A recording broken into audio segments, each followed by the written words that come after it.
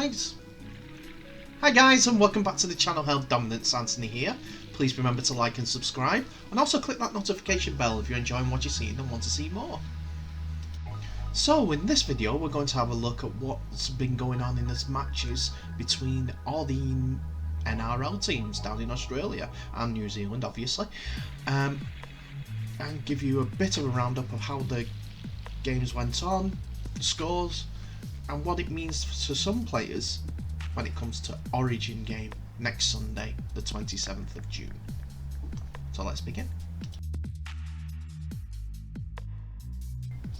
So the first game that we're going to have a look at is the Brisbane Broncos versus the South Sydney Rabbitohs game, as there has been a little bit of turmoil going on at Brisbane as Kevin Walters has started to ring the changes ready for next season. The bottom place Broncos didn't make any bones about their teams, as they've told a few players and released the head of rugby and the performance director over the last week. One such player was Broncos back rower Tavita Pangai Jr., who was given permission to speak to other clubs, even though he has another year to run on his contract after this one. So that's what's going on with the Broncos at this moment in time. It's a bit up in the air. We'll see what Kevin Walters has to do in the future with this. So just to summarise the game in full, Brisbane Broncos were nilled at Suncorp Stadium, as South Sydney Rabbitohs ran in 46 points. Latrell Mitchell got on the board with 2, as well as Campbell Graham scoring 2, and Adam Reynolds scored 1, 2, 3, 4, 5, 6 conversions, as well as a penalty kick as well. So, 5 conversions, 1 was a penalty kick, and Latrell Mitchell kicked 1 for himself. Dane Gagai, who's back in the maroon again, was also scoring for the South Sydneys. There was further tries for Alex Johnson, 2 for him, and Hamis Saley and Tana Milne to complete the scoring. So, big changes coming for Brisbane Broncos, and South Sydney march on. One more little thing from the Brisbane game is Payne Haas is out of the next game 2 of the State of Origin, as he was put on report twice during the game. So that's immediately called him out of the game. 1 for being the crusher tackle. They both still will go to the review panel, but as I said, he's not available for selection due to these 2 reports for game 2 of the State of Origin. So the second game that we're going to look at is the Penrith Panthers at the Sydney Roosters, as Penrith welcome back all of their Origin stars back after a weekend off, even though they still won last weekend. So they were strengthened even further with form coming into the game as well, and it showed, as even though Roosters scored 12 points in the first half, Penrith won by 38 points to 12 and nilled the Roosters in the second half. Stephen Crichton, Brian To'o, Isaac Yeo, Nathan Cleary and Charlie Staines all went over for Penrith, while Fletcher Baker and Adam Kieran scored for the Roosters tries, with 2 goals for the Roosters. Adam Kieran. There was 5 goals converted by Cleary and 2 penalties to complete the scoring. Penrith's coach just to let people know that Nathan Cleary is not in his prime yet, so I can't wait to see when he is in his prime. I do have to state that the Penrith coach is Ivan Cleary, his father, obviously. So it is a little bit biased for one, but hopefully still with his coaching head on. It bodes well, as there was no major issues for any of the Blues players for Penrith going into Origin. So we'll look forward to how the Origin games go on for the next Sunday.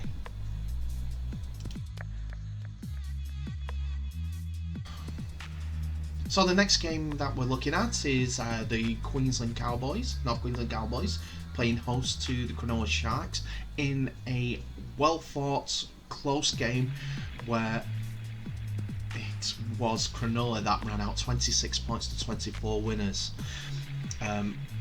4 tries from the Cowboys. Tom Dearden, Francis Molo and Carl Felt kept the Sharks honest, as well as Valentine Holmes scoring 4 conversions, where Cronulla Sharks had Connor Tracy, Aaron Wood, Ronaldo Mulatolo and Will Chambers going over for the Cronulla Sharks, and all 4 tries were converted by Sean Johnson.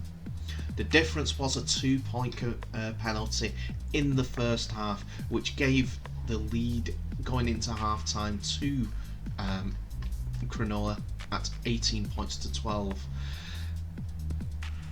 Must say that in the first half the Cowboys didn't fold as they have in previous games,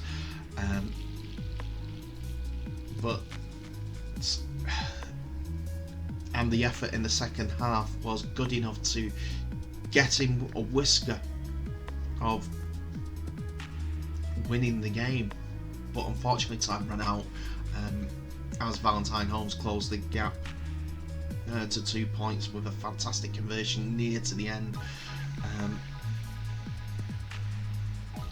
and it looked like North Queensland had Cronulla on the rack with just 2 minutes to go, but a pair of errors by Reece Robinson, including a contentious sin binning, all but killed the home team's chances of winning.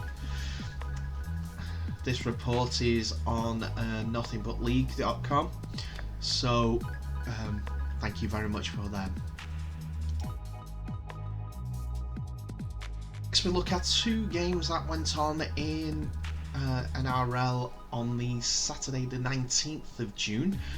We're first looking at the Melbourne Storm's results versus the West Tigers. It was a one-way whitewash as Melbourne Storm won 66 points to 12 in the end. It was kind of embarrassing, I think the word was put, by the West Tigers coach,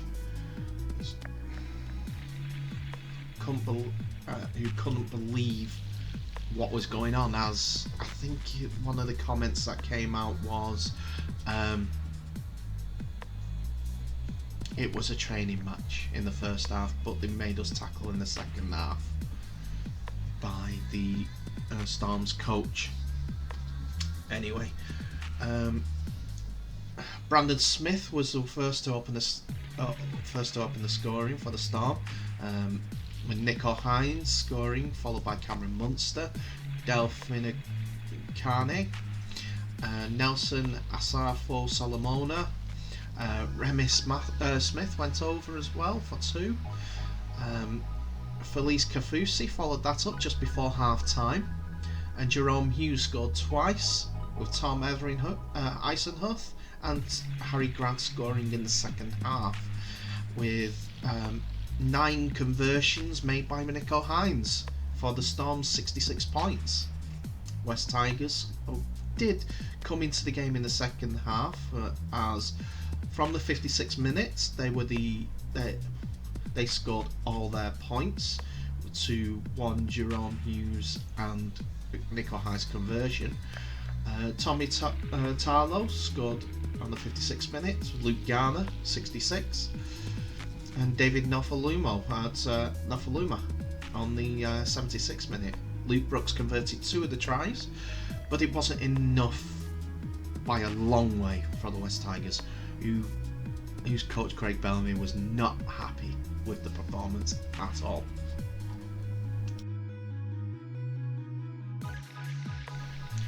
Now the next game was St George Illawarra Dragons versus Canberra Raiders, and it was another close one. But I can only say that because of the reports coming out that Raiders were error-strewn again, and their old habits from a couple of weeks ago, even though we thought that they turned the corner for Ricky Stewart's side last week with that win. The second half wasn't the best for Raiders once more. Yes, they got over with Joe Tarpenny and Sam Williams scoring the try, converting the try, but St George won 22 points to 20. Tries from Billy Burns, Jared Beale, Tyrrell Sloan and Corey Norman. Bale, Sloan and Norman's tries coming from the 50 minutes on, with Corey Norman's kicking 3 goals out of the 4 tries, was enough to stop the Raiders. Corey Nara scored on the 8th minute, and Sebastian Christ on the 19th, which thought that the Raiders were coming back into it, and it was going towards that form as a one-on-one steal by Josh Hodgson again. Set up another attack out wide for the Cowboys, but the ball was shifted too slow out wide, but they came up with an error to take the pressure off. There was a kick from Sam Williams to add a penalty goal on the half-time siren, but that's about it from Canberra Raiders. They are so inconsistent, game to game, half to half as well. There have been rumblings of turmoil in the camp, and they've had the George Williams saga. But unfortunately, the players should just turn up. Hopefully, will come to realise that they need to turn up every single game, or else they're not going to be in the playoffs. Simple as that.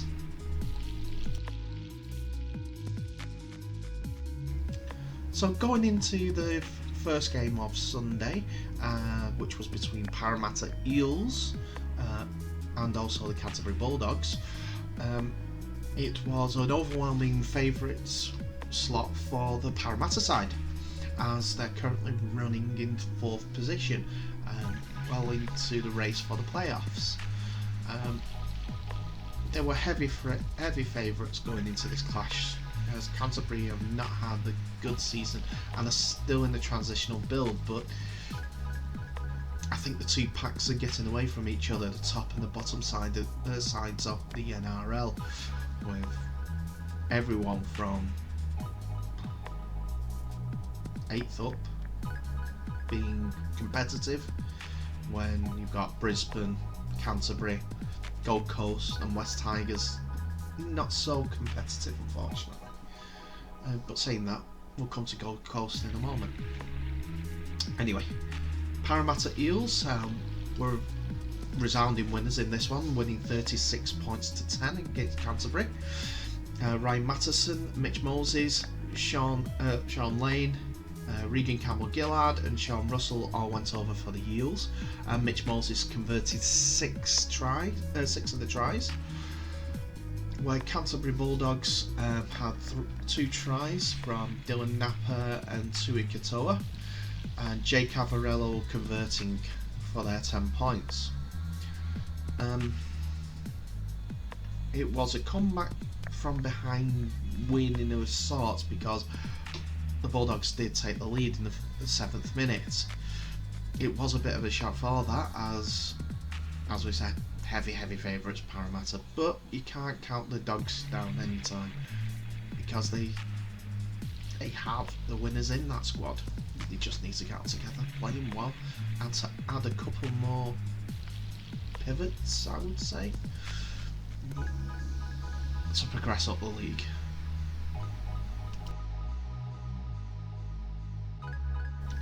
So final game of the NRL round 15. comes from the Gold Coast Titans versus Manly Sea Eagles. Manly Sea Eagles welcoming back players from the winning the New South Wales, even though some of them were playing on the bench in the last game.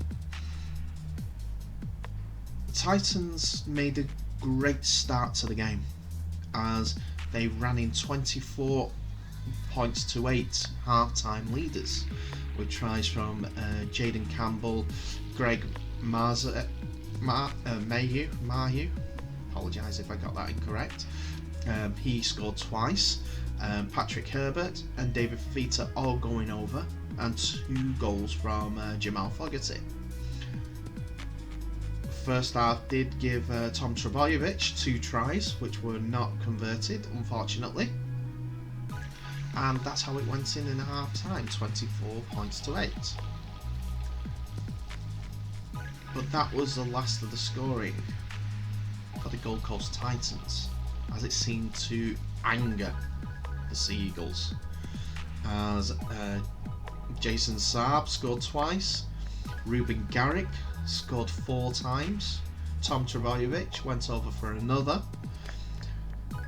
Wamoli Olakautu, Kawatu even, and Daly Cherry Evans, I apologise for that mispronunciation, my apologies, went over for tries for Manly Sea Eagles, and Ruben Garrick kicked 6 goals in the second half, all to give Manly Sea Eagles 56 points to Gold Coast Titans 24.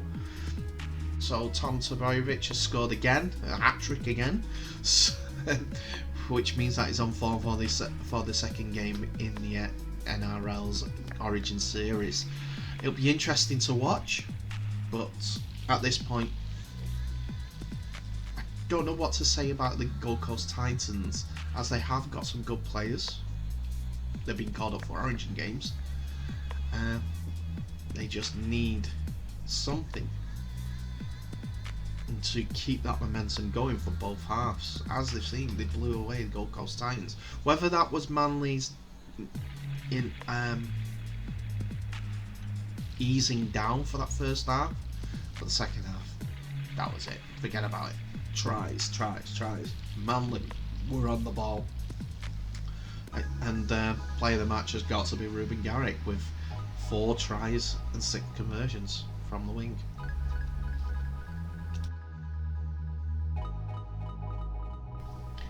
And that's it for another video, ladies and gentlemen. Thank you so much for watching. Please remember to like and subscribe and share the video with all your followers on social media. We can get the word out, grow rugby league, grow the rugby league family, then the sport will grow itself. But in the meantime, all the best, and I'll see you in the next video.